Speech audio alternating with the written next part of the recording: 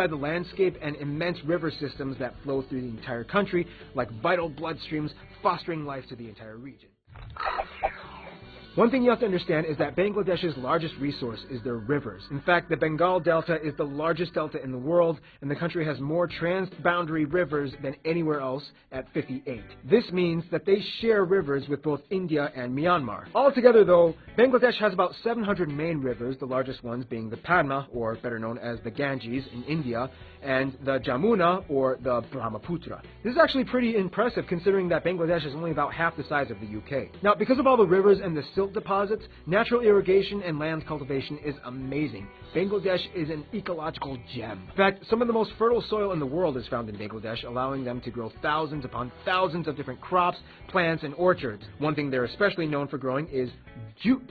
Bangladesh is generally split up into two different separate regions: the low-lying flat delta, where most of the land is only at 10 meters or less above sea level, and the small hilly plains mostly in the north, northeast, and southeast by Chittagong. Speaking of Chittagong, Bangladesh has the world's longest uninterrupted beach in the world, Cox's Bazar. This place goes on and on for 75-ish miles. However, Bengalis would kind of prefer if you didn't check out the north part by Batiari, because it kind of looks a little trashy. It's a huge ship graveyard where companies all over the world like to dispose of their old ships, where the people of the region can break apart and salvage the pieces for profit. Now, Bangladesh is of course blessed with fertility. Often villages are buried underneath mango and coconut and jackfruit trees, and beautiful forests with an abundance of flora and fauna, such as the Sundarbans, the world's largest mangrove forest, which is kind of like the last place where you can find the Bengali tiger. However, there is a problem. Bangladesh is kind of subject to terrible tropical storms almost every year, and sometimes even tornadoes. On top of that, during annual monsoon season, the rivers get so swollen that 2/3 of Bangladesh's 64 districts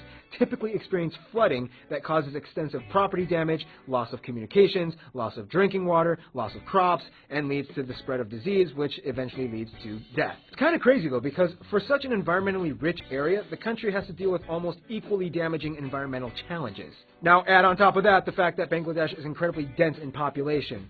Let's talk about that.